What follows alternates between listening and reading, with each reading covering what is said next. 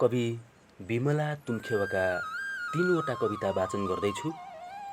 पहिलो कविताको नाम रहेको छ म भूतपूर्व ब्रिटिस गोर्खा सिपाही खड्गबहादुर लिम्बू।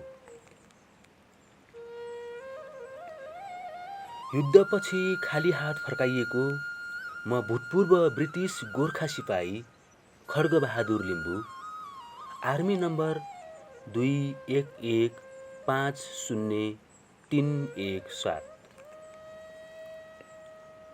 एलिजाबेथ, तिम्रो समृद्धिमा मैले मेरो हात गुमाएँ, मैले मेरो खुट्टा गुमाएँ र तिम्रो निम्ति बनाएँ दरबार। बोर्नियोको युद्धमा यो छातीको दाहिनेपट्टि लागेको गोलीको चोट अझै छ। त्यो भन्दा चर्को छ मेरो कष्टपूर्ण जिन्दगी। लडेँ म तिम्रो देशको निम्ति, भएँ आफ्नै देशमा शरणार्थी। योद्धा, राइफलम्यान, भिसी, विजेता, भएँ म तिम्रो दरबारमा सजिन लायक बहादुर सिपाही। मेरै रगतले पोतिएर बन्यो तिम्रो दरबारमा अब्स्ट्र्याक्ट आर्ट। मेरै खुन, पसिना र बलिदानले उभिएको छ तिम्रो बकिङगम प्यालेस। फर्किएँ खाली हात प्रथम विश्वयुद्ध र दोस्रो विश्वयुद्धमा पाएका यी बहादुरीका तकमाहरू खिया परेको देख्दा खिन्न हुन्छु। मलेसियाको जङ्गलमा महिनौं भोकभोकै युद्ध गर्दा पनि यति खिन्न थिएन। युद्धले खाइसकेको जीर्ण शरीर छ आफ्नो भन्नु, जो घरिघरि बल्झी बस्छ। मलेसियाको जङ्गलमा महिनौं भोकभोकै युद्ध गर्दा पनि यति आक्रोश थिएन। आफ्नै नियति देखेर हैरान छु। एलिजाबेथ, यति त म पनि बुझ्ने भएको छु। तिमीले दरबारबाट मुस्कुराउँदै तिम्रा प्रजालाई हल्लाएका हातहरू तिमीलाई पटक्कै सुहाएन। साँच्चै एउटा कुरा सोधौँ, मैले जस्तै तिमीले पनि डरलाग्दो सपना देख्छौ कि देख्दैनौ? ऐथन हुन्छ के तिमीलाई पनि मलाई जस्तै?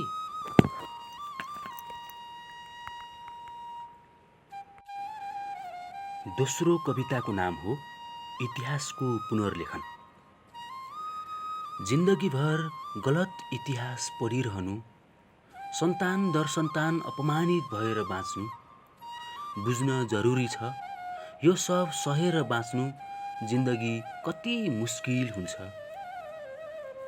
आज म भन्छु माटो, जङ्गल, पराजय, ढोका र लुटिनुको कथा, आफ्नै भूमिमा शरणार्थी भएर बाँच्नु परेको कथा, आफ्नै देशमा उपेक्षित भएर बाँच्नु पर्दाको कथा, आफ्नो थातथलो छोड्नु पर्दाको पीडा, सम्झिँदा मात्र पनि छाती भालाले रोपे झैँ बिझाउँछ। कसरी भएँ मैले नै भोगिरहेको यो भूमिमा दास। भएँ म भरिया, हलिया, धोली, खली, चरुवा। मै हुँ यो जलको धनी, यहाँको हिमाल, नदीनाला, वनजङ्गल र माटोका मालिक।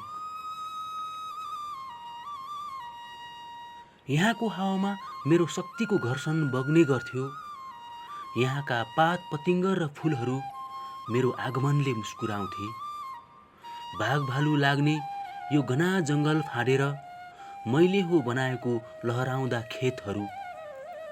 यो ठाउँमा पहिलो पल्ट मैले गाएको हुँ जीवन मुस्कुराउने गीतहरू। यो ठाउँमा पहिलो पल्ट मैले हो सास फेरेको। सुन किम्बदन्ती जस्तो मेरो पुर्खाको कथा, बिर्सिसकिएको वीरताको इतिहास हावा जस्तै विशाल छ, जो कहिले लेखिएको छैन, जो कहिले सुनिएको छैन, जो कहिल्यै बुझिएको पनि छैन। लेखिनु पर्छ सबै, किनभने यो मुलुक मेरो पनि हो, म पनि हो यो भूमिको आदिम सन्तान।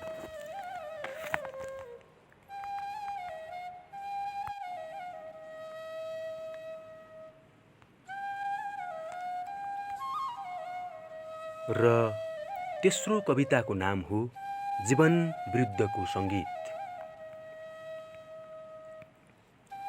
कसले बजायो मान्छेको बस्तीमा एकोहोरो दुःखको बाँसुरी।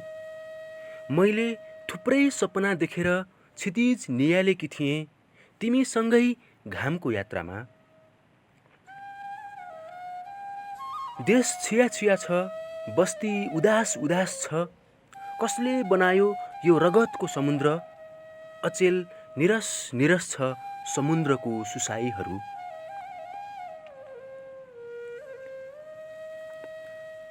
मैले त्यस दिन तिमीसँगै आकाश नियालेकी थिएँ यो समुद्रको फैलावट। महसुस गरेकी थिएँ हृदयको कलिलो जन्महरूलाई र महसुस गरेकी थिएँ आफ्नै दुखदुखीलाई। महसुस गरेकी थिएँ आकाश चुम्न चाहने मेरा आकाङ्क्षाहरूलाई।